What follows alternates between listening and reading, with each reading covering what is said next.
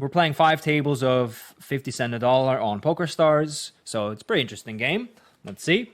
I don't know what any of the colors mean. We've got 10-8 suited here in the small blind. I would like to see you 3-bet this hand as a standard. If you had a flatting range here, 10-8 suited would be a decent hand to flat call with. But with the high rake and with a lot of people overfolding to 3-bets, not really 4-betting, just being kind of tight and, passive in general, I think 3-bet or fold is best. We call Jack 7 suited against a min raise. Against a min raise, it's okay, but even against a min raise, it's probably on the loose side, honestly, because of the high rake. Jack 8, I would definitely call. Now, if the rake were much lower, obviously it would be an easy call.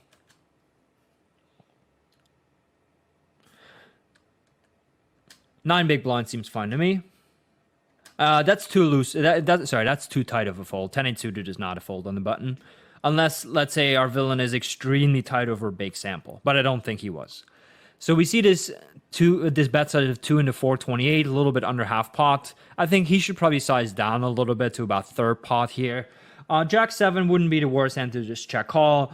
You can check raise this hand, but it's not a hand that can just go like check raise, bomb, bomb, right? So you could mix it up one way or another. It could be one of those hands you check call with and, you don't really fold on any reasonable run out.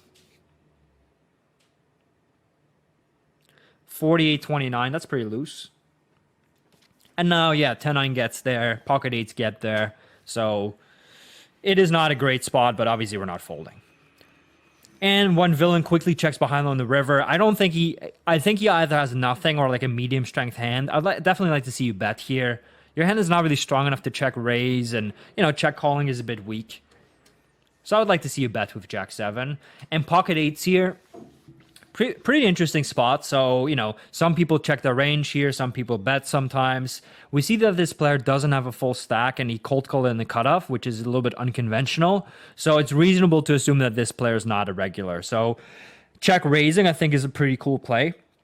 This board is pretty good for villain, and I think he's going to stab this board somewhat often. And then you get the check raise. And the only reasonable hand you're behind against is pocket 10s.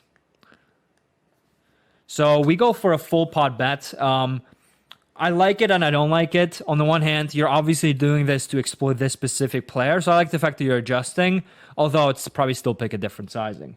So villain absolutely snap calls. I'd probably just bet again. And if he shoves on me, I'd probably end up calling. But I don't expect to get shoved on that often. Meanwhile, very easy fold with 7-8.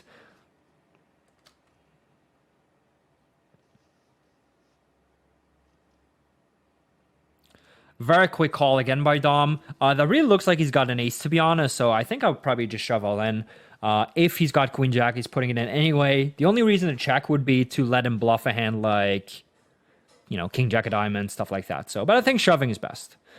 And he may even check behind an ace here if you check. So I'll probably just ship myself.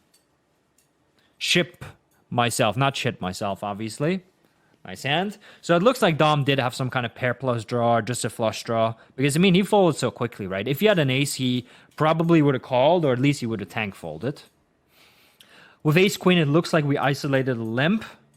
And we c-bet on the flop. And we get basically min-raise, which is kind of awkward. The villain shouldn't have many 3s. So unless he has an 8, we have the best hand most of the time. I guess you can have like pocket 6s type of stuff. I think you probably want to end up calling here. And then in the right circumstance, we could even shove all in. Meanwhile, we get a couple of premiums that we should obviously open raise. And now Pacquiao, you see again, he snap checked behind. So I think I would just check. If you were to shove here and he has pocket 7s, I don't see him folding. And you beat every non-pair here. So if he has jack 10, you just want to get the showdown. So I'd probably end up checking here with ace queen.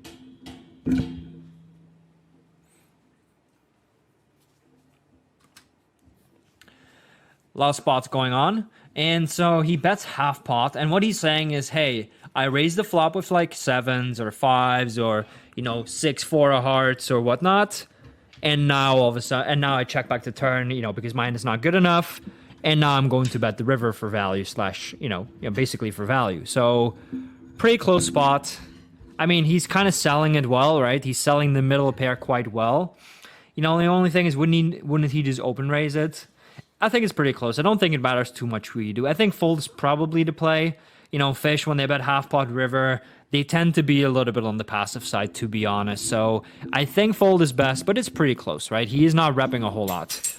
Can you occasionally have a hand like an 8? Sure, right? Maybe he puts in a funky line. That works. So I think folding is probably best. Meanwhile, we got pocket kings here. We got pocket kings, and I'm not quite sure what's happening. I think it's under the gun versus big blind. I think this hand is just a bet. Our hand is very, very good, but we need a lot of protection, or a decent amount of protection. So I'd like to see a value bet here. And with king, queen, easy bet as well. You can actually pick a million sizes on this type of board. You can go over pot, big, medium, small. You can do everything on the queen 9-6. 10-7 off, very easy fold. And so we get this 7 turn. Well, we get 2 very bad turns. On the left, well, in the middle, ace, queen, ace, 7, ace, 6 are definitely possible. Some ace high flush draw, some hands like ace, hearts, jack. So I'd probably just check this one behind with the pocket kings. You don't need that much protection anymore. Because, I mean, you're already unprotected at this point. And with king, queen, kind of close. You know, villain can have hands like 10-8. He can have hands like 8-5 or queen 7. So if you think that your opponent is loose and cally, you can make a thin value bet and check back turn, a check back river, or you can just check back turn and call most rivers.